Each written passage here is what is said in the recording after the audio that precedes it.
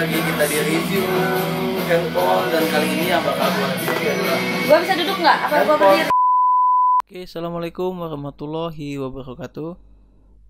Udah cukup lama gue nggak nge-review iPhone ya. Kalau kemarin channel gue banyak review tentang HP Android aja, dan kali ini gue ada kesempatan untuk nge-review salah satu iPhone. Walaupun dengan tipe yang udah cukup lama di tahun 2020 ini, tapi gue bakal ngebahas spesifikasi dari handphone ini apakah cocok di tahun 2020. Jadi saksikan terus videonya sampai dengan selesai. Oh ya, di sini gue mau rekomendasiin buat kalian semua yang mau ganti gadget ataupun mau upgrade gadgetnya.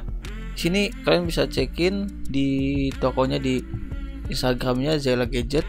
Di situ kalian bisa dapetin gadget-gadget terbaru dan berkualitas. Ada iPhone, Android, dan lain-lainnya.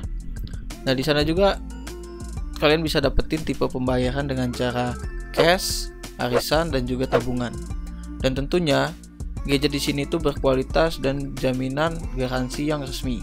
Yaitu kalau untuk iPhone sendiri ada garansi resminya ataupun iBox.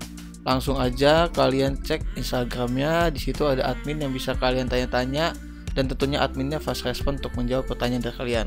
Langsung dicek aja Instagramnya.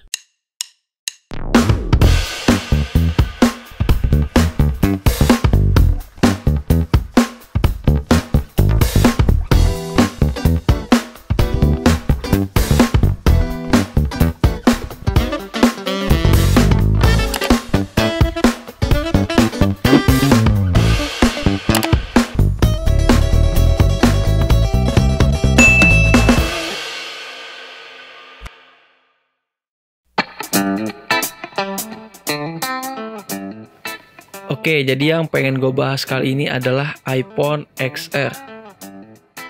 iPhone XR ini itu dirilis di tanggal 26 Oktober ya, 2018. Nah, ini udah cukup lama banget ya berarti keluarannya. Dimana iPhone XR itu keluar di tahun 2018 dan sekarang 2020. Berarti udah 2 tahun yang lalu ya, kurang lebih. Dan sekarang juga udah kalian susah untuk nemuin iPhone XR ini untuk garansi yang resmi atau asli dari iPhone-nya. Yang ada ini sekarang yang dijual di toko-toko itu kebanyakan adalah second. Karena untuk garansi distributor sekarang di Indonesia itu memang sudah di stop. Dan juga banyak juga yang isu katanya, atau isu atau benar, yang jelas nanti bakalan iPhone yang tidak terdaftar dulunya itu bakal dihilangkan sinyalnya. Jadi hanya bisa digunakan untuk kartu Smartfren dan Indosat kalau nggak salah. Ralat kalau gue salah. Nah, jadi iPhone XR ini nanti bakal gue bandingin dengan iPhone X atau iPhone di atasnya. Nanti gue kasih sampelnya. Tapi sebelumnya gue bakal jelasin dulu spesifikasi umumnya dari iPhone XR ini. Jadi ini videonya agak cukup panjang, jadi kalian harus simak sampai selesai biar kita sama-sama koreksi dan buat referensi kalian juga untuk menggunakan iPhone XR ini di tahun 2020. Jadi iPhone XR ini itu terdiri dari kalau nggak salah 5 warna ditambah 1 warna red. Red itu adalah special edition ya biasanya. Warnanya itu ada warna kuning, putih, koral, hitam, dan biru. Dimana ditambah dengan 1 warna lagi, warna red atau warna merah ya. Nah, jadi warna merah ini adalah special edition biasanya. Kayak di iPhone 7, di iPhone 8 gitu. Dia ngeluarin special editionnya warna red, jadi keluarga rednya gitu. Oke, selanjutnya yang bakal dibahas ini adalah ukuran dan berat. Dimana berat dari iPhone XR ini itu adalah sekitar 194 gram. Jadi ya termasuk cukup, ya nggak enteng, ya sedang lah kalau untuk di genggaman. Dari dimensi, dari segi lebarnya itu 75,7 mm dan juga tingginya 150,9 mm dan tebalnya itu 8,3 mm. Jadi kalau dari segi tebal sama iPhone 10 ya, sama iPhone X itu nggak jauh, tapi untuk tinggi dimensinya lebih lebar sedikit dari iPhone 10. Jadi XR ini adalah seri dari iPhone X atau iPhone 10. Jadi XR ini iPhone 10 seri R gitu. Nanti selanjutnya kan dari XR ini ada yang XS ya. Jadi setiap iPhone ini setiap dia kelipatan 5 itu selalu ada serinya gitu. Kayak iPhone 5, 5S, 5C gitu kan. Dan kalau untuk di iPhone 10-nya itu iPhone 10, iPhone X, iPhone XR, dan iPhone XS. Nah, itu serinya. Jadi kesimpulannya sih kalau untuk iPhone XR ini, karena emang dia seri dari X, mungkin aja ini untuk spesifikasinya di atas X ya.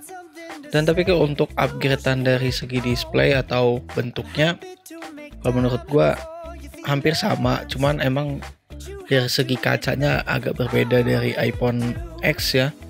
Dan juga untuk pinggirannya ini sepertinya kalau untuk iPhone X itu kan kaca. Tapi kalau untuk iPhone XR ini dia seperti besi kayak iPhone 7 atau iPhone 8 gitu. Jadi perbedaan di bagian tepi sampingnya gitu. Tapi kalau untuk bentuknya nggak jauh beda, mungkin cuma beda berapa inch aja dari iPhone X untuk di iPhone XR. Jadi kalau untuk dari segi desain udah lebih bagus dari iPhone X. Selanjutnya dari segi layar, di sini menggunakan layar Liquid Retina HD. Di sini multi touch sepenuhnya itu ukurannya 6,1 inch diagonal dengan teknologinya IPS. Jadi udah teknologi yang terbaru ya.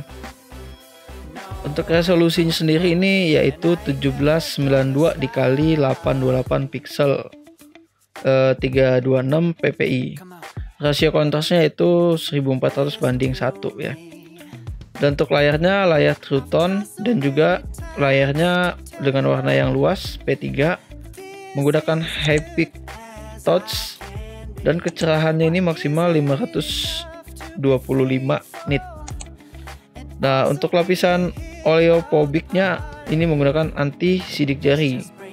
Jadi mendukung juga tampilan berbagai bahasa dan karakter secara bersamaan.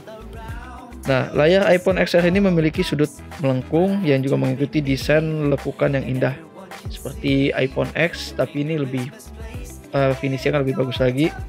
Dan semua sudut ini berada di dalam bidang persegi standar ya. Nah, jika diukur sebagai persegi standar, layarnya berukuran 6,06. Tapi kalau misalkan diukur dengan ukuran standar ya, tapi ini sebenarnya layarnya itu 6,1 inch gitu. Dan secara inci itu diukurnya 6,1 inch ya. Tapi untuk area bidang layarnya berukurannya lebih kecil. Untuk iPhone XR ini sendiri itu udah tahan cipratan air dan debu ya. Jadi untuk level iPhone 6.7 itu kedalaman maksimumnya cuma 1 meter, tapi tahannya juga nggak lama, cuma 30 menit. Jadi menurut standar IAC 60529, jadi ini udah tahan air dan debu, tapi untuk di air dia hanya tahan sampai 1 meter dan juga cuma tahan sampai 30 menit. Tapi kalau untuk cuman lampias atau kena hujan sedikit ini ya cukup aman untuk iPhone XR ini. Tapi kalau untuk iPhone X belum bisa. Jadi udah dari iPhone XR ini ke atas udah lumayan tahan air lah dia. Jadi untuk kalian kalau untuk moto di hujan itu atau ya tanggung kena hujan ya cukup aman lah untuk iPhone XR ini. Oke, secara perangkat di sini iPhone XR ini menggunakan chipnya chip A12 Bionic. Masih chip lama, cuman udah cukup bagus lah untuk kelas handphone lah. Dan ini menggunakan chip Bionic yang Neural Engine yang generasi yang kedua. Oke, sekarang gue bakal ngebahas tentang kameranya. Di sini kameranya menggunakan 12 megapiksel wide. Selanjutnya, kelebihannya adalah menggunakan bukaan atau fokusnya sampai bukaan terlebarnya f1.8. Dan juga kamera ini menggunakan zoom digital hingga 5 kali. Ada juga mode portrait dengan bokeh yang disembunyikan dan deep control. Lalu, pencahayaan portrait dengan 3 efek, yaitu alami, studio, dan kontur. Ada juga penstabilan gambar optik, menggunakan lensa 6 elemen, flash true tone lebih terang dengan slow scenes. Dan juga untuk mode panorama di sini menggunakan hingga 63 megapiksel. Dan fokus otomatis dengan fokus pixel. Terdapat Smart HDR untuk foto. Dan juga pengambilan foto dan live foto dengan rentang warna yang luas. Dan juga terdapat koreksi mata merah yang bisa disempurnakan. Dan juga penstabilan gambar yang otomatis. Terdapat juga mode berurutan. Terdapat juga untuk penanda lokasi foto. Untuk formatnya sendiri di sini untuk gambarnya bisa diambil dengan High AV dan juga JPEG. Selanjutnya adalah kamera True Depth-nya, di mana di situ kameranya adalah 7 megapiksel dengan bukaan terlebarnya 2.2. Nah, di sini juga untuk pencahayaan dia kalau untuk kamera True Depth-nya ada 6 efek, yaitu 6 efeknya antara lain alami, studio, kontur, panggung mono, Heikei mono. Nah, di sini juga bisa untuk mendukung animoji dan memoji. Untuk kamera depannya ini ada yang cukup unik, dimana kalau misalkan kita tutupin bagian kameranya itu dia otomatis untuk flashnya nyala. Tapi kalau kita misalkan kita lepas lagi, itu bakal balik lagi ke otomatis. Jadi cukup responsif juga gitu untuk retina flashnya untuk yang bagian depan. Jadi misalkan kita tutupin, dia langsung nyala otomatis yang flashnya langsung tersetting nyala. Jadi kalau misalkan kita ambil gambar langsung nyala. Tapi kalau kita misalkan nggak tutupin, tempatnya nggak gelap, itu dia otomatis bisa dia nyala bisa nggak, atau settingan auto. Selanjutnya ini membahas tentang perekaman video, dimana untuk videonya sendiri ini bisa merekam hingga 4K dengan kecepatan 24 fps, 30 fps, dan 60 fps. Kalau untuk HD 1080p nya kecepatannya itu ada 30 fps dan 60 fps. Namun kalau untuk HD yang 720p nya hanya ada untuk 30 fps. Nah, rentang dinamis yang diperluas untuk video ini hingga kecepatan 30 fps. Dan untuk pengambilan gambar juga tenang karena di sini ada penstabilan gambar optik untuk videonya. Tapi untuk video sendiri ini hanya cuma bisa di zoom hingga 3 kali aja. Dan untuk yang lainnya dukungan video slow motion itu untuk 1080 dengan kecepatannya 120 fps dan 240 fps, cukup besar juga ya. Dan untuk video selang waktu itu udah lumayan distabilkan, jadi aman gitu dari goyangan. Tapi kalau untuk yang slow motion memang biasanya tergantung dari kita pengambilannya. Jadi semakin goyang tangan kita ya semakin goyang juga. Nah, kalau untuk pengambilan gambar video sinematik ini bisa 1080 yang gue jelaskan tadi dan 720. Dan untuk fokusnya ini untuk video itu continue, jadi aman. Dan juga formatnya itu untuk perekaman ada High-AVC dan H264 yang biasa digunakan. Dan perekaman ini mendukung perekaman stereo. Untuk kamera True Depth-nya itu yang bisa bisa mendukung sebenarnya yang tadi gue bahas. Kalau kamera True Depth-nya itu yang mendukung untuk kita melakukan Face ID. Oke, jadi yang selanjutnya itu gue pengen bahas daya baterainya. Nah, dimana di sini kalau untuk waktu bicara itu hingga 25 jam. Tapi itu nirkabel ya, tanpa menggunakan kabel ya atau nirkabel ya. Dan juga penggunaan internet ini hingga 15 jam. Kalau untuk pemutaran video hingga 16 jam. Kalau pemutaran audio atau musik itu sampai 65 jam. Nah, kemampuan isi daya cepatnya ini bisa mengisi 50% dalam waktu 30 menit. Tapi harus dengan adaptor yang bagus ya, yang kualitas tinggi. Nah, di sini menggunakan baterai bawaan lithium ion dengan pengisian daya nirkabel yang berfungsi pengisian daya Qi i9.